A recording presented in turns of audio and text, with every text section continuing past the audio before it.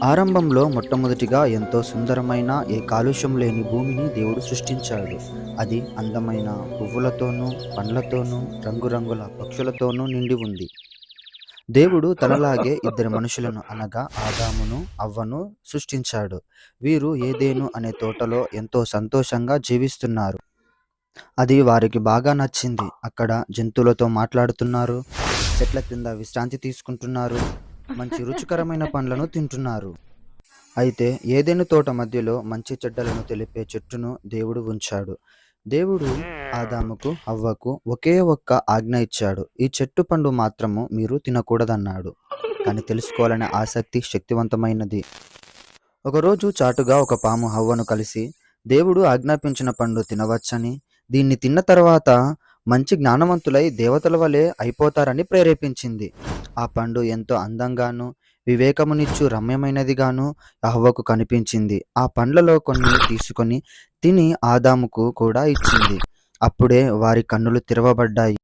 వారు దిగంబరులమని తెలుసుకొని అంజూరపు ఆకులను కొట్టి ధరించుకున్నారు. వారు దేవునికి అవిధేయత చూపించి ఆజ్ఞను అతిక్రమించామని భయపడి దాక్కున్నారు. దేవుని ఆజ్ఞకు వారు లోబడలేదు గనుక ఆదాముకు, హవ్వకు చర్మపు చొక్కాలను తొడిగించి ఏదెను తోటలో నుండి వారిని పంపివేశాడు. చల్లటి పూట దేవునితో సంతోషంగా గడిపేవారు. ఆ సంతోషాన్ని, దేవుణ్ణి, ఏదెను తోటను, అందులో ఉన్న వాటన్నిటికీ దూరమయ్యారు. మొదటిసారి వారి జీవితంలో కష్టాన్ని ఎదుర్కోబోతున్నారు. ఆదాము, హవ్వ అన్నీ తెలుసుకుంటున్నారు. చెట్లు ఎలా పెరుగుతున్నాయో, నివసించటానికి ఇల్లు ఎలా నిర్మించుకోవాలో, ఇంకా ఎన్నో. దేవుని ఆజ్ఞను అతిక్రమించినందుకు ఆదాము వలన నేల శపించబడింది.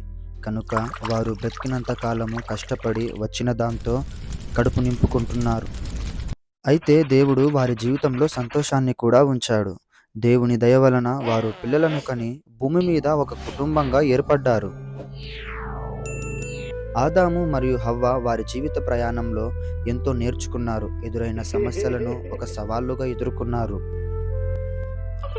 దేవుడు నియమించిన ఆజ్ఞకు లోబడి బ్రతకడం, చేసిన తప్పులను ఒప్పుకొని దేవునికి విధేయతను చూపించడం అన్నది ప్రాముఖ్యమైనది.